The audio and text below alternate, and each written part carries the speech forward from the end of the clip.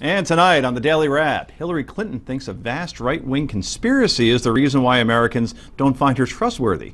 The mayor of Baltimore fires her police commissioner, but should she have been the one shown the door? And the New York Stock Exchange and United Airlines shut down after tech issues. Was this a test run for a major cyber attack? We discuss all of that and more. This is the Daily Wrap, live from New York City.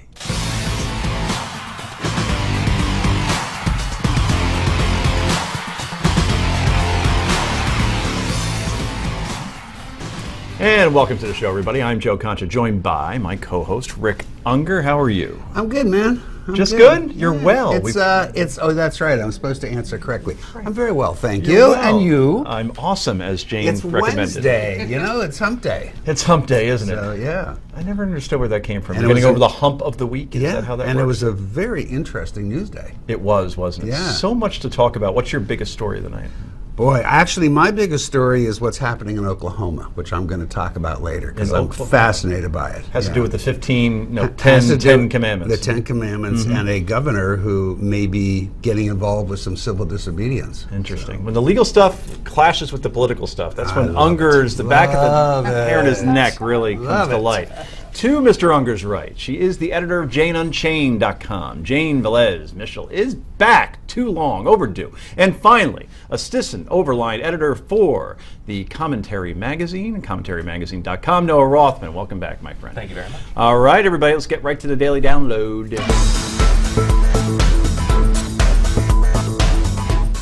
Would you vote for someone that you don't trust? Well, people should and do trust me, and I have every confidence that that will be the outcome of this election. And that, of course, was Hillary Clinton in her first sit-down interview since announcing her second bid for president. And she's blaming what she calls a constant barrage of attacks from the right for feeding a perception that she's not trustworthy.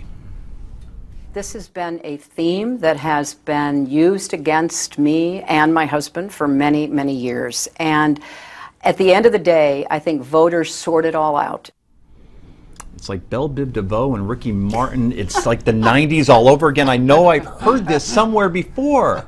The great story here, for anybody willing to find it and write about it and explain it, is this vast right-wing conspiracy that has been conspiring against my husband since the day he announced for president. It's such a relief that color television has since come into play here in the black and white. Was that 50s? Where'd that come from? That was just odd. Anyway, so there's yet another vast right-wing conspiracy that's behind polls that show a majority of voters in swing states like Florida, Pennsylvania, and Ohio who think Hillary Clinton is untrustworthy. Mrs. Clinton, your thoughts on her even defending the fact that, I mean, let me put it this way. I don't know what she's supposed to say to that. Like, you're right, I'm not untrustworthy and she'll elect me anyway because I'm competent? Look, I mean, here's the problem. First of all, the interview I didn't find particularly satisfying, which doesn't help. But, you know, I think we're overhitting the vast right conspiracy thing. She didn't say that. I think what she said is I'm being attacked by the right.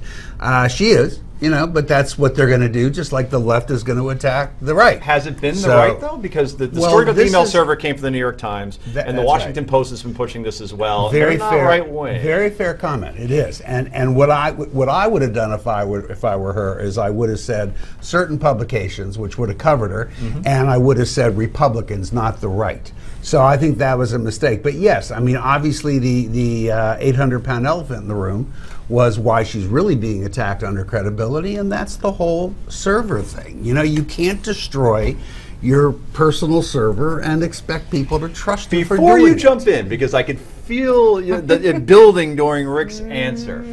I'm not going to say you're a Hillary Clinton supporter, but I have a feeling you may vote for her. All right, you're leaning that way.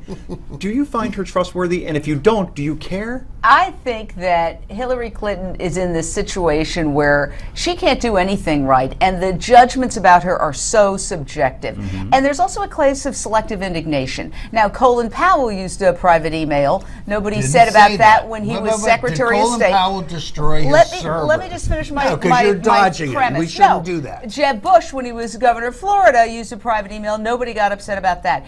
And this Benghazi drumbeat that won't die, you would think that she was the one who attacked the U.S. mission there and killed people. Now, there was already a major investigation. I was looking at it. It spans thousands of pages that concluded that there was no conspiracy of silence. There was no intentional lying about Benghazi. And still, the Republicans in Congress continue to attack her on that. So, yes. I agree with that, but that's not really the issue. Unlike the interview I saw yesterday, I'm going to ask what's called a follow-up question. Okay, and my original question was, do you find her trustworthy? And even if you don't, would you vote for her anyway because you think she's more competent than everybody and trust isn't as important to you as competence? Well, my answer is I don't find any politician in the United States trustworthy. They're all sleazy. Not even Bernie Sanders? Not even Bernie Sanders. I find she's that 2% that finds her trustworthy. I will say this. Any politician who has a chance of getting elected president in this culture is not trustworthy, because if you're trustworthy, you've got to be so transparent that you could never get elected. Okay, so Noah, then that's a good transition here. Do you think that people have such a low expectation that politicians are trustworthy that it just doesn't matter to them, that maybe the media overplays the whole trustworthy question around a Hillary Clinton or around a Donald Trump? No, I don't think so, actually. This didn't happen in a vacuum. About a year ago, Hillary Clinton was trusted by a majority of people. Now she's not, to the tune of about a majority, and I think just over 50 and maybe a third. To some of your points, which were nevertheless valid, Colin Powell did use a private email when he was Secretary of State. He didn't use it exclusively. Jeb Bush did use an email. He turned over the majority of them. He didn't destroy half of his emails. About 3 or 4 falsehoods or general untruths were told over the course of that UN presser in March, where she said that she only used 1 email. Turns out there are 3. She only used 1 device. It turns out there was more than 1 device. She turned over all her emails. Well, Sidney Blumenthal had a couple. And when she was in this interview at CNN yesterday, she also said that she had never been served. She was served in March. You mean a subpoena? A subpoena. By the Benghazi Committee. Yes. So the fact is that they're not making this up. There's a lot of reason not to trust Hillary Clinton. Matter? Well, this is what's interesting, and I think we need to be careful. We're not politicians sitting here. We're supposed to be. You could be. Well, but I'm not. Okay. And we're supposed to look. I mean, I don't think it's a big secret that if Hillary gets the nomination, and I think she will, that I'll be voting for her.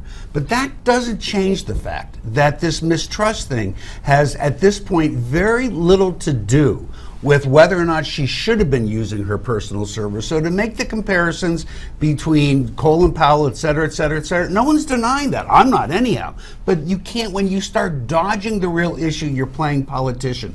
The issue is, and what's got Americans' attention, is that she destroyed the server before anybody could look at it.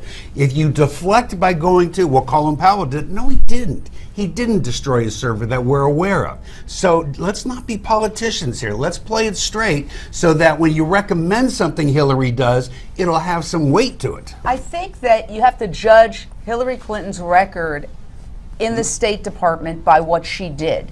And this whole witch hunt about the emails, I think it's just an absolute red herring. That's why people don't trust her. And I think that you look at her record, and what did she do? And the only thing they can focus in on is Benghazi. And there's an extensive report that says she is not responsible, that nobody could have predicted the Benghazi attack. And any inaccuracies that were reported afterwards had to do with misinformation. We'll have to move on from that well, point. No, I mean, Mrs. it wasn't Clinton predicted. will have to move on.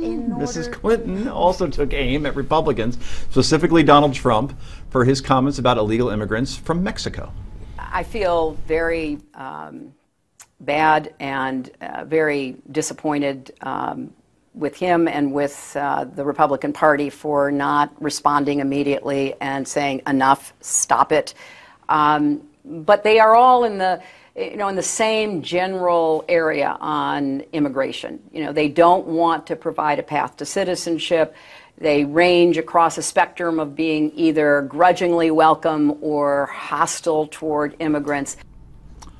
All right, Noah, grudgingly welcoming or hostile towards immigrants, I mean, is that a very broad brush that she's painting the entire Republican field with just based on one candidate? Well, extremely, and that's certainly, this question was really a gift to her campaign, but I can't blame her for taking the opportunity to tar the entire Republican field based on Donald Trump. I mean, that's what anybody in her position would do. She's allowed. That's her. That is okay. That is what she's allowed to do. And God knows they're using a broad brush and painting her from the other side. So that's certainly fair play. Last word. You have 10 seconds. Well, I think that she's right, because they did not, with alacrity, respond to Donald Trump on the Republican side and say, shame on you, Donald Trump. They waited a long time before they said anything. Because there's not a lot of leadership on that side of the table, no question. We want to hear from you.